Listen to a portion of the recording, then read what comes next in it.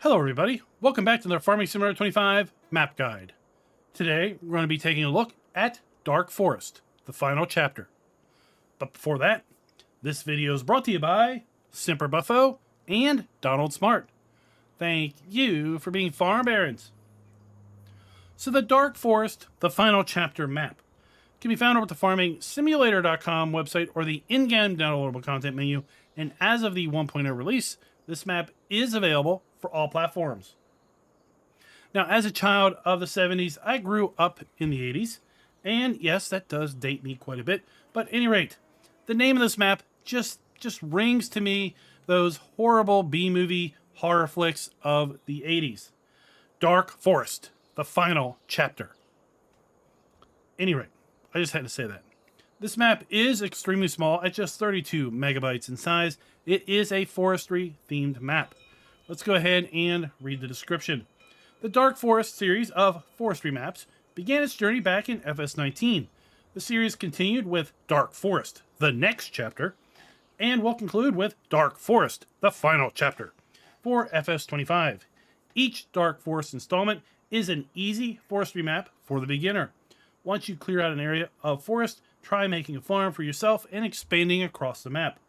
This map includes sawmills, coopers, and a carpentry as far as production goes, 16 buyable lands, and a warehouse. With that said, let's make our way back over here to the map and take a look at the PDA. As one might expect for a forestry map, well, it is predominantly forest. And you see we do have two fields on this map, and we happen to own both of those at the start. Let's go ahead and take a look at our farmland. We start by owning farmland ID 1. That is going to be $140,000 to buy in any mode where you should select to not own the starting farm. And in addition, if you do not own the starting farm, you will also not have any starting machinery. But the farm here will be built out exactly how you see it here, where we do own the starting farm. In addition to farmland ID 1, we also own farmland ID 2, which are going to be the two fields that are pre-placed at the start. We've got a nice chunk of land up here in the northeast corner, so we'll be able to carve out a lot of these trees and increase our agricultural land quite easily. And we just so happen to have one of the two sell points right next to us in the farmer's market. Pretty much everything on this map can be bought, and all of the land, given the number of trees that are on it, is also very, very economical. Farmland ID 6, just $65,000. Farmland ID 7, $144,000. The largest plot of land, Farmland ID 8, just $221,000, nearly $222,000. But the amount of money you're going to be able to make off of all of those trees, well, that's just a very, very small price to pay. This map does have all the standard crops available to us in Farm Sim 25. So if you do want to make a go of clearing out the forest and making it an agricultural map, you will be able to pretty much plant or harvest anything. If we take a look at our crop counter, we do have the standard FS25 crop counter available to us on this map. We start out with a chicken pasture at the main starting farm, but no chickens in there. We do have a few contracts available, or dead wood and wood transport. I would suspect there's possibly some stone crushing contracts also around here. Of course, we don't have any agricultural contracts because we own the only two fields on the map. With respect to production, we have a carpentry, a cooper, and a sawmill. So we have three productions that are available. And with respect to our sell points, I counted two sell points. We've got the farmer's market right up by our starting farm, and then we have another sell point down at the animal dealer. If you do select to own the starting farm, then you will have your starting machinery. That's going to be the Agrimaz Aquila Drive 400 seeder, the Amazon Cinto 4000 super cultivator, the Case IH 4408 corn header, with a Hardy Mega 1200L sprayer for liquid fertilizer and herbicide, International Series 200 pickup truck, Komatsu 951 tree harvester, the Kubota M77 front loader arms, the Kubota M8 tractor, we have the Massey Ferguson 8570 harvester and grain header, and then we wrap it all up with the DK 280 RP trailer. We do not own any hand tools at the start, and while this map does list 25 collectibles, I did run the console command in order to show all collectibles, and nothing popped up. So I do believe that this is a little bit of a residual as a result of maybe an XML being left in the map. When we load in for the very first time, we do start here at the dealership. So while we're here, we might as well go ahead and just pick up something and see where things spawn. So we've got a very large area here in the yard for new vehicles and machinery to spawn at. And we can see our dealer maintenance trigger is located all the way over here on the other side of the yard at this building.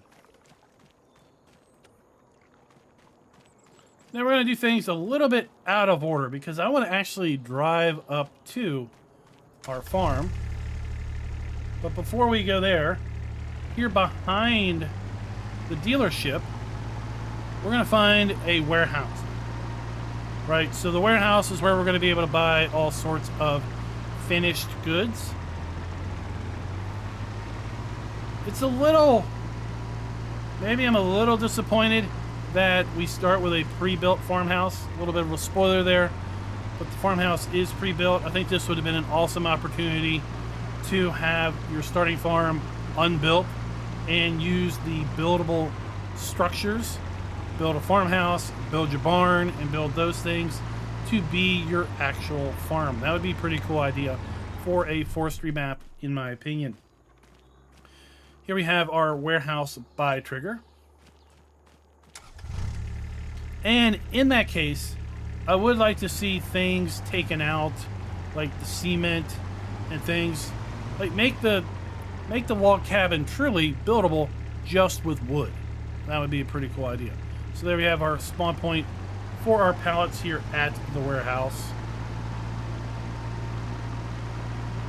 And then I guess we do have a sell point here at the warehouse for construction products as well.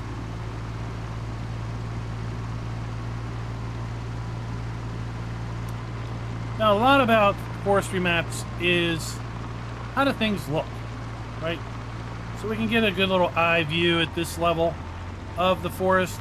A lot of the forest land is going to be fairly flat, but we do have some instances where we do have some hills and inclines that we're going to have to deal with.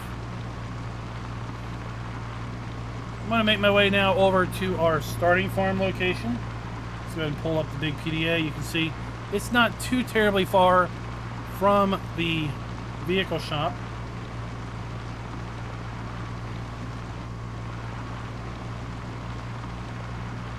Forest isn't super dense and is loaded with easy to harvest trees with your tree harvester.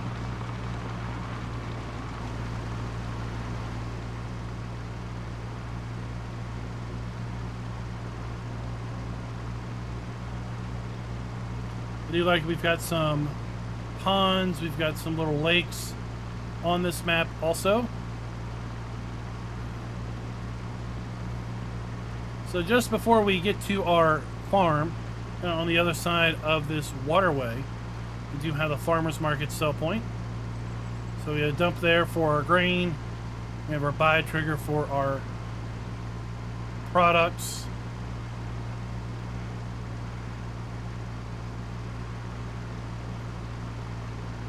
And then if we would have turned right here at the Y intersection, well, it would have taken us up to our starting farm.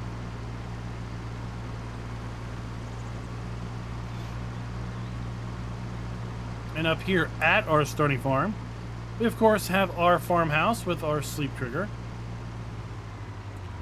We have our chicken coop, where we're going to be able to do 31 chickens. We have our egg spawn point. We have our food trough. We have 2 large machine sheds with some of our machinery hanging out on the outside, some of it hanging out on the inside. Everything at this farm can be sold. And then way off on the other side of this large dirt kind of farmyard area, we have our farm silo. So we have our dump point, we have a fill point there, we have our trailer. And I just want to make our way over to our two fields and just see how that looks. Growing up in the country, being on a farm myself as I grew up, I kind of have a affection, I guess you could say, for fields that are kind of just back out in the woods. We would have some fields where you had to, drive through the woods, drive through a little bit of a forest in order to get to a clearing, and it opens up and boom, there's your field. And you're just kind of out there all by yourself. Can't see anything, can't see anybody around. All you have is just trees around you. And it's just nice.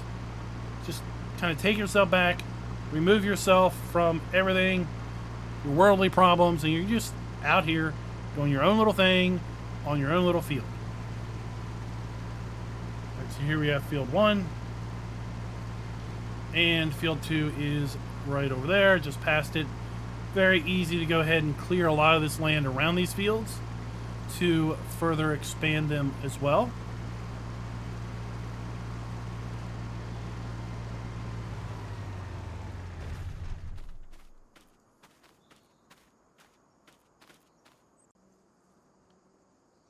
So let's just kind of stop there as far as driving around. We get a little bit of altitude so we can kind of see where things are. Right, so here is our vehicle dealer. We had our warehouse, and then we took this road up and around to the farmer's market, to our starting farm. You can see how big this farmyard is, right? So plenty of opportunity to put in additional animal areas, additional sheds, and even put in some fields here. The land is relatively flat around here as well, so you can kind of expand outside from these roads in order to expand your fields. And we own all of this land from this river all the way to the edge of the field. Right, so we have a really, really good, fairly easy start. Going back to the description about this being a fairly easy forestry map. Now, as far as productions and other things that are available, just on the other side of the waterway, we have our Cooper production. It's going to be located right here.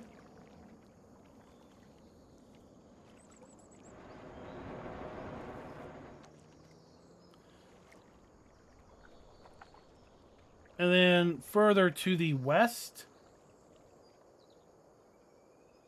we're going to find our carpentry production, located right here.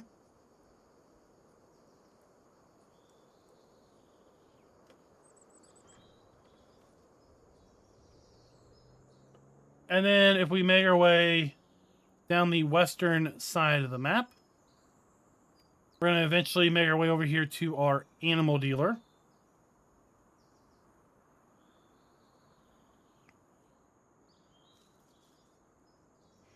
And at the animal dealer, we have a lime buy point. We have our animal buy point. We have our animal dealer sell point for bales and such. And around the back, we have our manure buy point and our slurry buy point if we want to buy those products for organic fertilizer. Making our way across kind of the bottom southern part of the map, we're going to come over here to Farmland ID 10. That is where we're going to find our sawmill. So here we have a sawmill, and we have our log dump point right there.